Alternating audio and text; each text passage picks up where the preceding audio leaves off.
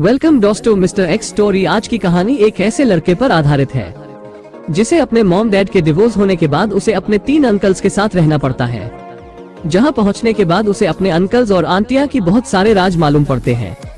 तो कहानी की शुरुआत होती है और मैनुअल नाम का एक लड़का दिखाया जाता है जो कि 3 हफ्तों के लिए अपने अंकल के घर पर जा रहा होता है। वहां पहुंचने के बाद हम जान पाते हैं कि मैनुअल के तीनों अंकल एक ही बिल्डिंग के अलग अलग अपार्टमेंट में रहते है। असल में हम जान पाते हैं कि मैनुअल के डैड और मॉम दोनों अलग होने वाले हैं, क्योंकि बहुत जल्द ही उनका डिवोर्स होने वाला है और यही वजह है कि मैनुअल को अपना घर छोड़कर अपने अंकल्स के घर रहने के लिए जाना पड़ रहा है। अब हम देखते हैं कि सबसे पहले वो अपने सबसे छोटे अंकल जॉर्ज के यहाँ रहने के लिए जाता है। उसके अंकल एक ट्रेलर का काम करते हैं। हम देखते हैं कि अब वो मैनुअल को अपने साथ अपनी दुकान पर लेकर जाने लगे थे, जहाँ पर बहुत सारी लड़कियां काम करती हैं। यहाँ पर मैनुअल अपने अंकल को उन लड़कियों के साथ फ्लर्ट करते हुए देखता है, लेकिन तभी वहाँ पर जॉर्ज की बेटी फ्रेया आ जाती है। उसे देखने के बाद मैनुअल पूरी तरीके से फ्रेया की तरफ अट्रैक्ट हो जाता है। हम देखते हैं कि मैनुअल को यहाँ पर रहने में धीरे धीरे अच्छा लगने लगता है। एक दिन जॉर्ज इन दोनों को अपने साथ लेकर पेंटिंग सिखा रहा होता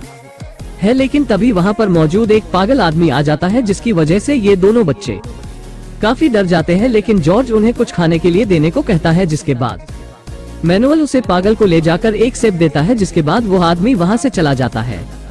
अब शाम के टाइम हम फ्रिया को देखते हैं, जो कि अपनी मॉम के साथ डांस सीख रही थी। वहीं पर बैठा जॉर्ज मैनुअल को कला से जुड़ी जानकारियां दे रहा था, लेकिन मैनुअल का ध्यान कला की बजाय फ्रेया पर टिका था। हम देखते हैं कि धीरे धीरे मैनुअल फ्रेया को काफी ज्यादा पसंद करने लगता है और यह बात अब फ्रेया को भी समझ में आने लगी थी, क्योंकि वो भी अब मैनुअल को पसंद करने लगी थी। इसी वजह से ये दोनों हर वक्त एक दूसरे के साथ ही रहने लगते हैं। एक दिन हम देखते हैं कि ये दोनों छत के टेरेस पर होते हैं, जहाँ पर फ्रेया ये चीज नोटिस करती है कि मैनुअल खुश नहीं है। वो अपने मॉम डैड के अलग हो जाने की वजह से काफी डिप्रेशन में रहता है। अब इतना सब कुछ सोचने के बाद फ्रेया को लगता है कि वो उसे एक प्रॉमिस करे, जहाँ पर वो उसे प्रॉमिस करते हैं कि वो उसका साथ कभी जिंदगी में नहीं छोड़ेगी। जिसके बाद वो अपने दूसरे अंकल माइकल के राज दिखाने के लिए उसे अपने साथ लेकर जाती है। अब वहाँ पहुँचने के बाद मैनुअल देखता है कि उसकी अंकल माइकल अपनी ही सेक्रेटरी के साथ इंटीमेट हो रहा होता है। असल में हम जान पाते हैं कि माइकल एक गे है और मैनुअल ये सब कुछ देखने के बाद काफी हैरान रह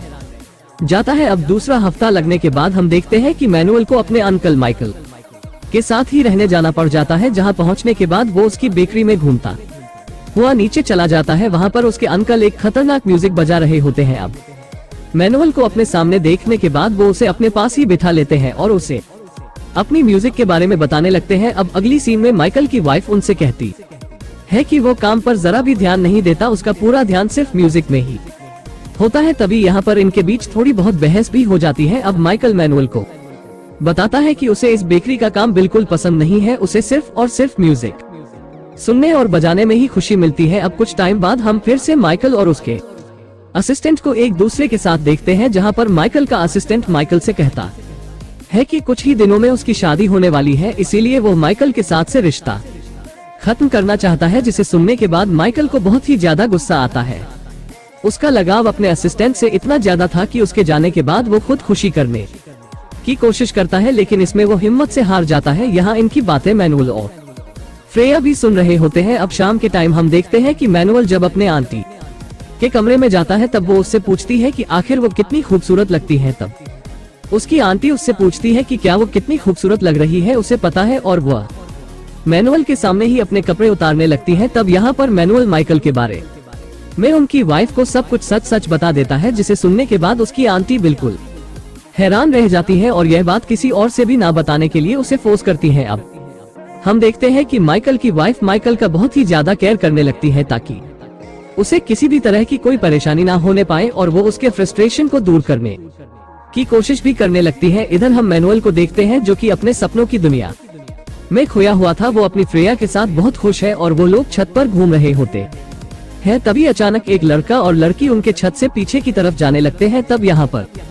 फ्रेया उनके बारे में बताती है कि हमारे सबसे बड़े अंकल की बेटी लारा है और उसके साथ उसका बॉयफ्रेंड भी था, जो कि छत पर ड्रग्स लेने के लिए आए थे। तभी नीचे से चीखने की आवाज आने लगती है। तभी इन्हें वहाँ पर पता चलता है कि इनके अंकल माइकल की मौत हो चुकी है, जिसकी वजह से पूरे घर में अब अफरा तफरी मर चुकी थी। यहाँ पर माइकल के दोनों भाई आकर उसे देखने लगते हैं और इस बात से उन्हें समझ आ जाता है कि माइकल को दिल का दौरा पड़ गया है, लेकिन ये लोग बहुत ही मशक्कत करने के बाद माइकल की जान बचा देते हैं। अब हम देखते हैं कि मैनुअल का तीसरा हफ्ता लगने के बाद उसे अपने दूसरे वाले अंकल के घर से जाना पड़ जाता है, जिसके बाद वो अपने तीसरे अंकल एंथनी के घर पे पहुंचता है, जहां पर वो अपने अंकल और आंटी और सारे घर के लोगों को बहुत परेशान करता है। अब कुछ टाइम बीत जाने के बाद मैनुअल के डैड उसे फोन करते हैं और उसे कहते हैं कि वह बहुत जल्द उसे लेने के लिए आएंगे। अब यहाँ पर मैनुअल पता पाता है कि एंथनी के घर में एक कमरा है जहाँ पर किसी को भी जाने की इजाजत नहीं है, लेकिन अब मैनुअल और फ्रेया घूमते हुए उस कमरे तक चले जाते हैं जहाँ पर एंथनी पहले से ही उस कमरे में